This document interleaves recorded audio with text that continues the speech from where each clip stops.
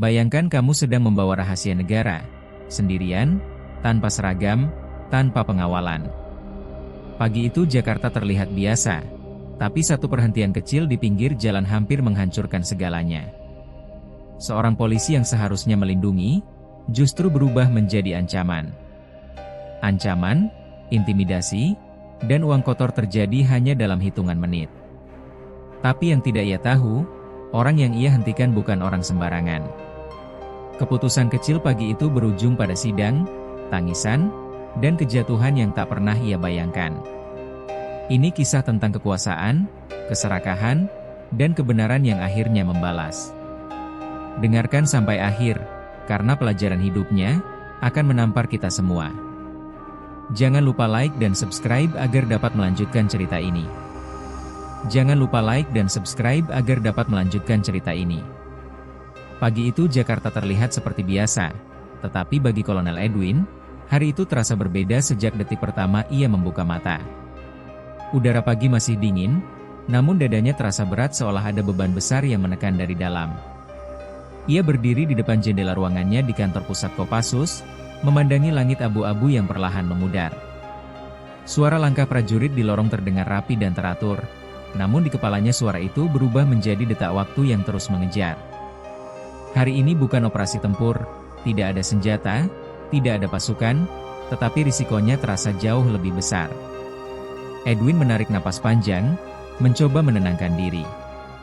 Sudah puluhan tahun ia bertugas, namun tugas kali ini membuat telapak tangannya sedikit berkeringat.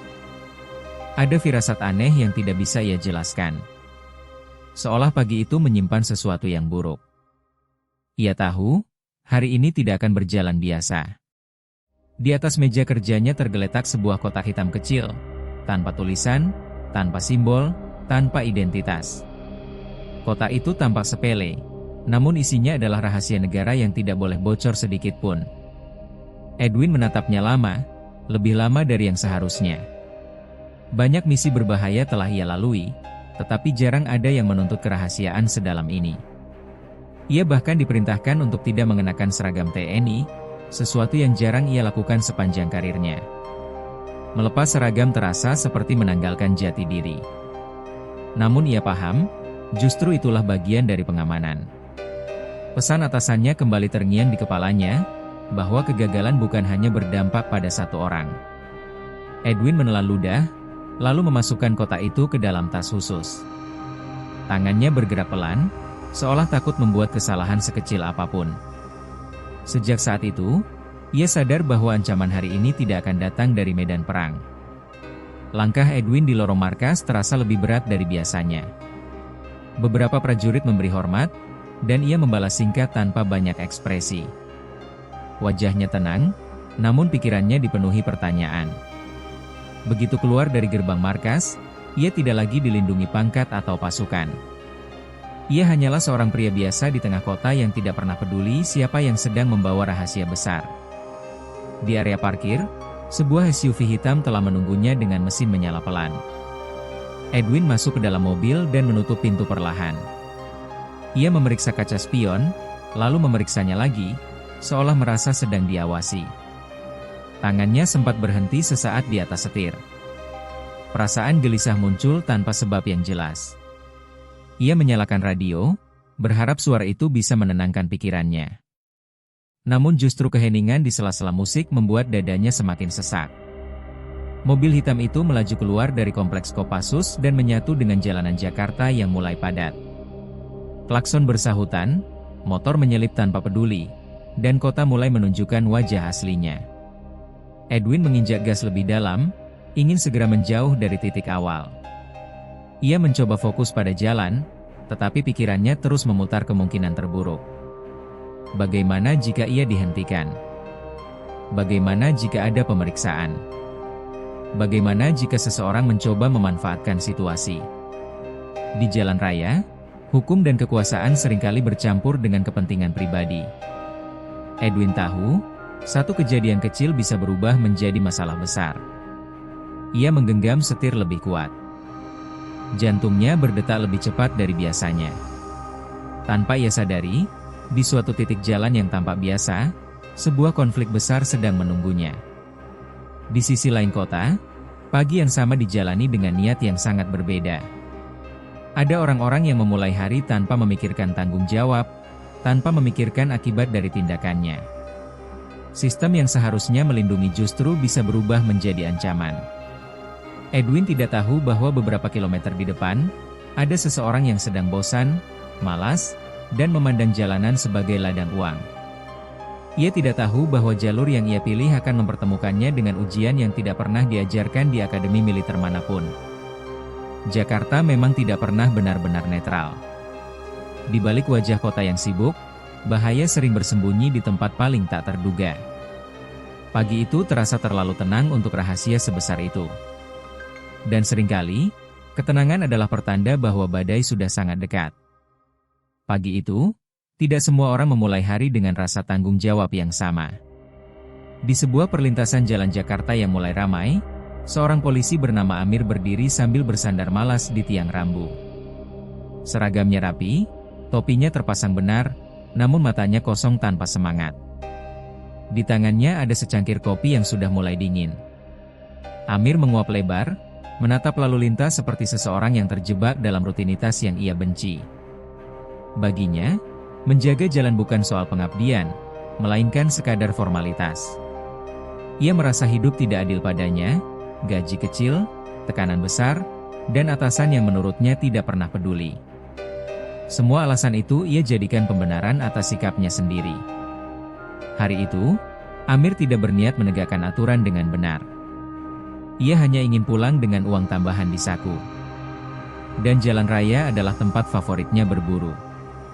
Beberapa kendaraan sudah ia hentikan pagi itu. Sebagian karena alasan sepele, sebagian tanpa alasan jelas.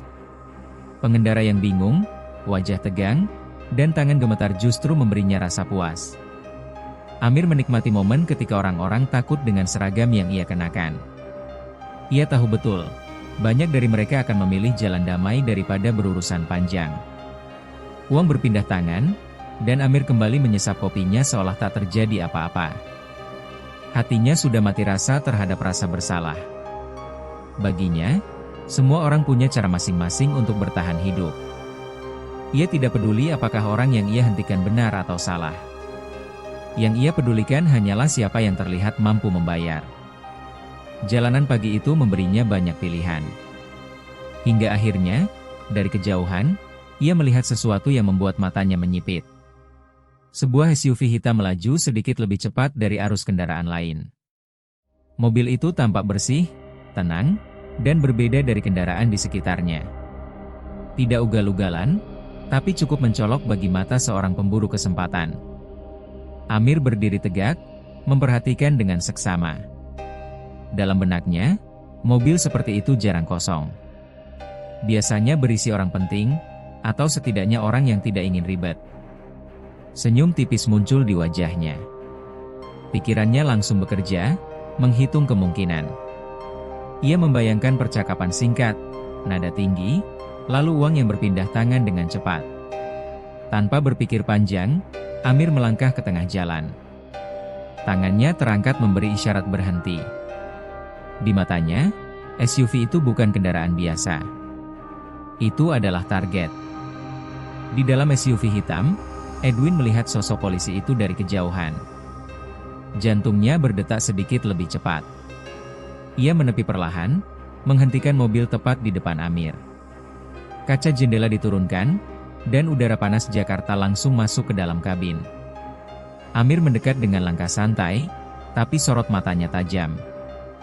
Tidak ada senyum, tidak ada sapaan ramah.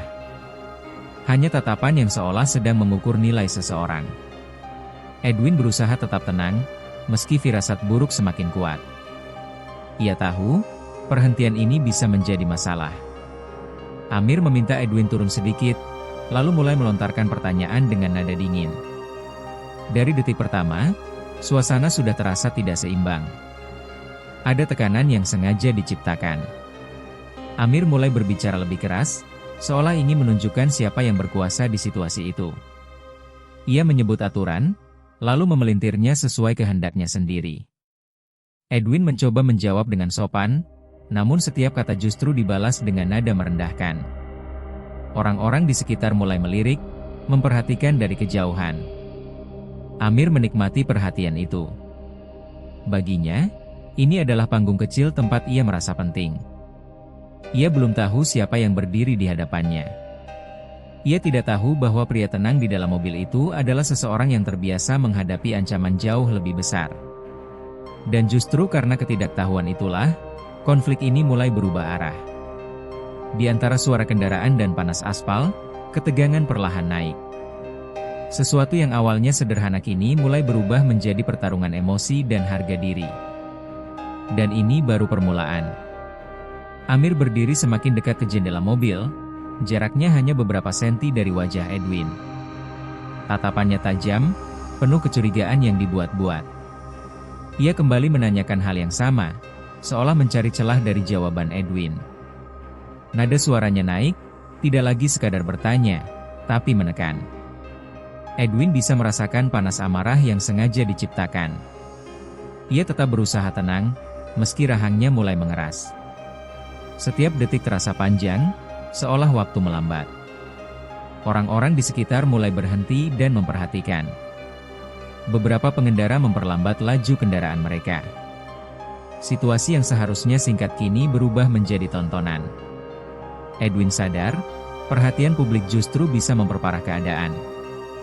Pandangan Amir kemudian jatuh pada tas hitam di kursi belakang mobil. Matanya menyipit, lalu alisnya terangkat pelan. Ia menunjuk tas itu dengan dagu, seolah sudah menemukan sesuatu yang ia cari. Dengan suara lebih rendah namun mengancam, ia bertanya tentang isi tas tersebut. Edwin langsung menegang, jantungnya berdetak lebih cepat. Ia menjawab singkat bahwa itu barang pribadi. Jawaban itu justru memicu senyum sinis di wajah Amir. Ia menuduh, mengaitkan dengan kemungkinan barang ilegal, dan menyebut kata pemeriksaan. Kata-kata itu sengaja diucapkan agar terdengar serius. Edwin merasakan tekanan luar biasa. Satu kesalahan ucapan bisa membuka masalah yang lebih besar. Dan Amir menikmati setiap detik ketegangan itu. Amir mulai mengelilingi mobil perlahan, mengetuk bodi dengan ujung jarinya. Suara ketukan itu terdengar keras di telinga Edwin. Ia berhenti di dekat pintu belakang, tepat di dekat tas hitam. Amir berkata bahwa ia berhak memeriksa isi kendaraan demi keamanan. Nada bicaranya berubah menjadi arogan, penuh keyakinan palsu. Edwin menahan diri agar tidak bereaksi berlebihan. Ia tahu, menunjukkan emosi justru memberi Amir kendali lebih besar. Namun di dalam dadanya, amarah mulai bergolak. Ia terbiasa memberi perintah, bukan diancam dengan cara seperti ini. Jalanan ini terasa seperti medan perang yang berbeda. Bukan senjata yang dihadapi, melainkan kekuasaan yang disalahgunakan. Suara Amir semakin keras, seolah ingin memancing keributan. Ia menyebut kemungkinan membawa Edwin ke kantor polisi. Beberapa orang di sekitar mulai berbisik. Ada yang mengeluarkan ponsel, merekam dari jauh. Edwin menyadari bahaya baru. Rekaman itu bisa disalahartikan, bisa memperkeruh keadaan. Ia menurunkan suaranya, mencoba menenangkan situasi. Namun Amir justru melihat itu sebagai kelemahan. Ia melangkah lebih dekat, hampir membuka pintu belakang mobil. Saat itu, Edwin merasakan ketakutan yang jarang ia alami. Bukan takut pada Amir, tapi takut pada konsekuensi dari apa yang ada di dalam tas itu. Detik itu juga, ia tahu konflik ini sudah melewati batas. Dalam keheningan sesaat, Edwin membuat keputusan sulit. Ia tidak bisa mengungkap identitasnya. Ia tidak bisa membuka tas itu. Dan ia tidak bisa membiarkan situasi ini semakin besar. Tangannya bergerak perlahan ke saku jaket. Amir memperhatikannya dengan penuh curiga. Udara terasa tegang, seolah semua orang menahan napas. Edwin tahu, keputusan yang ia ambil akan bertentangan dengan prinsip yang ia pegang selama ini. Namun demi misi, demi banyak hal yang lebih besar, ia harus menelan harga dirinya sendiri. Di pinggir jalan Jakarta itu, dua dunia bertabrakan. Dunia pengabdian dan dunia keserakahan. Dan benturan itu belum selesai. Edwin mengeluarkan beberapa lembar uang dari saku jaketnya dengan gerakan yang nyaris tak terlihat. Tangannya sedikit bergetar, bukan karena takut, tetapi karena amarah yang dipaksa untuk ditelan. Ia menatap Amir lurus, tatapan yang sebenarnya ingin berkata banyak, namun harus ditahan. Amir melihat uang itu dan seketika ekspresinya berubah. Nada suaranya menurun, tubuhnya sedikit mengendur. Tanpa kata-kata resmi, tanpa prosedur apapun, uang itu berpindah tangan. Jumlahnya cukup besar untuk menghentikan semua ancaman yang tadi diteriakan. Amir melirik sekeliling, memastikan tak ada yang terlalu dekat. Dalam hitungan detik, situasi panas itu mereda seolah tidak pernah terjadi. Edwin diperbolehkan pergi dengan isyarat singkat. Tidak ada permintaan maaf. Tidak ada rasa bersalah. Hanya kesepakatan kotor yang terpaksa terjadi. SUV hitam kembali melaju, meninggalkan Amir yang berdiri di pinggir jalan dengan wajah puas. Di dalam mobil, Edwin merasakan dadanya sesak. Ada rasa kalah yang sulit diterima. Sepanjang karir militernya, ia selalu berdiri di sisi aturan dan kehormatan.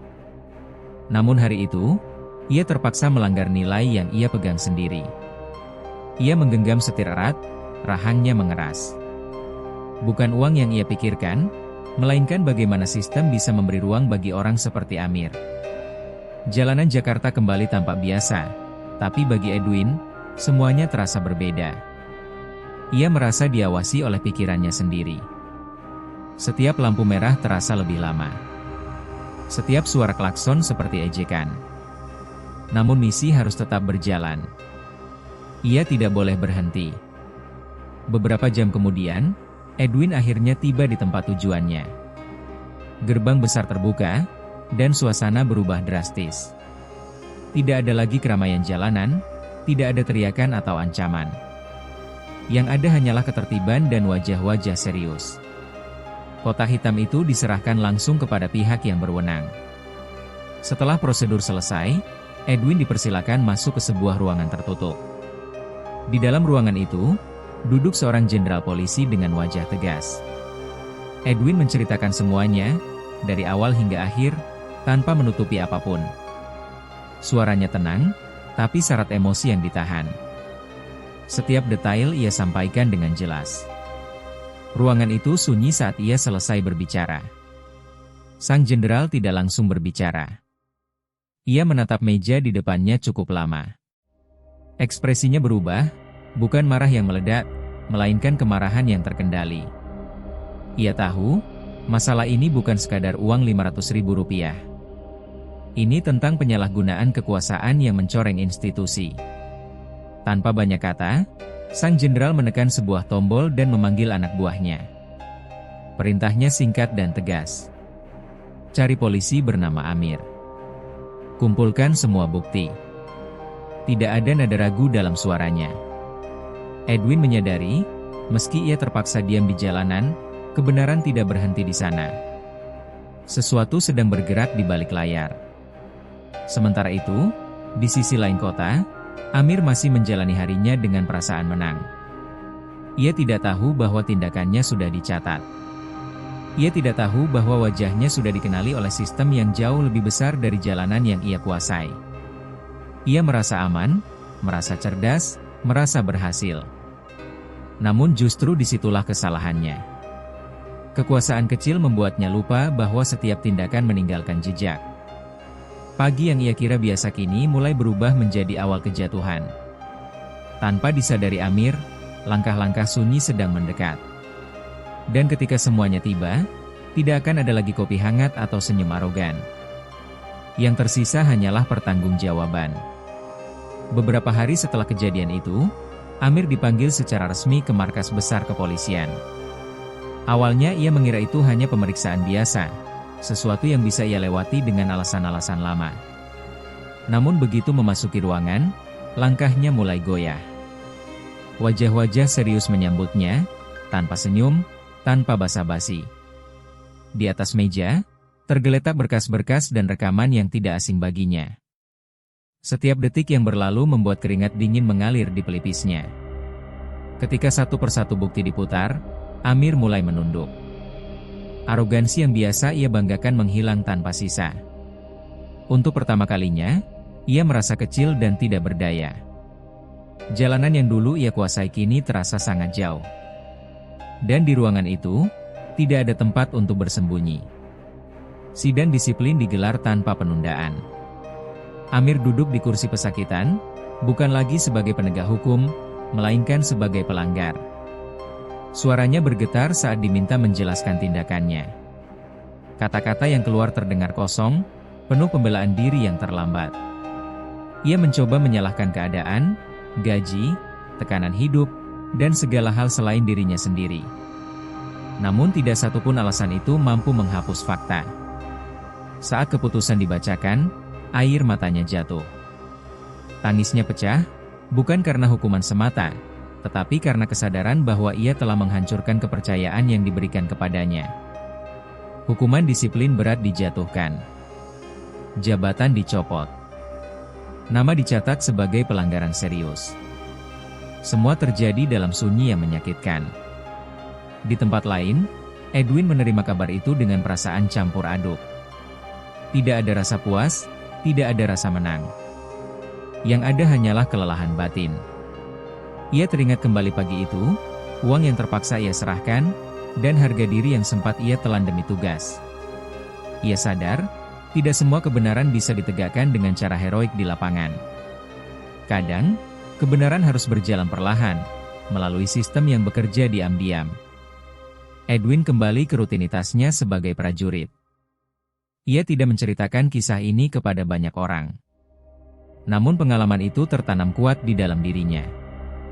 Bahwa musuh tidak selalu datang dengan senjata. Kadang, musuh hadir dengan seragam dan senyum palsu. Sementara Amir harus menghadapi hari-harinya dengan penyesalan. Tidak ada lagi jalanan, tidak ada lagi kekuasaan kecil yang bisa ia mainkan. Setiap pagi ia terbangun dengan pikiran tentang satu keputusan bodoh yang mengubah hidupnya. Rp500.000 yang dulu terasa besar kini tidak berarti apa-apa. Yang tersisa hanyalah rasa malu dan kehilangan. Ia menyadari terlalu terlambat bahwa seragam bukanlah alat untuk menekan orang lain, melainkan amanah yang seharusnya dijaga. Namun waktu tidak bisa diputar ulang. Kesalahan tetaplah kesalahan. Dan hidup menuntut pertanggungjawaban. Jakarta kembali berjalan seperti biasa, penuh hiruk-pikuk dan kesibukan. Tidak ada yang tahu kisah kecil di pinggir jalan itu telah mengubah dua kehidupan dengan cara yang sangat berbeda. Edwin melanjutkan pengabdiannya dengan senyap, sementara Amir belajar tentang harga sebuah kepercayaan yang hilang. Cerita ini tidak tentang siapa yang paling kuat. Ini tentang pilihan-pilihan kecil yang menentukan arah hidup. Tentang bagaimana kekuasaan bisa membutakan, dan bagaimana kebenaran, sepelan apapun, selalu menemukan jalannya. Dan di balik semua itu, ada pelajaran yang seharusnya tidak pernah dilupakan.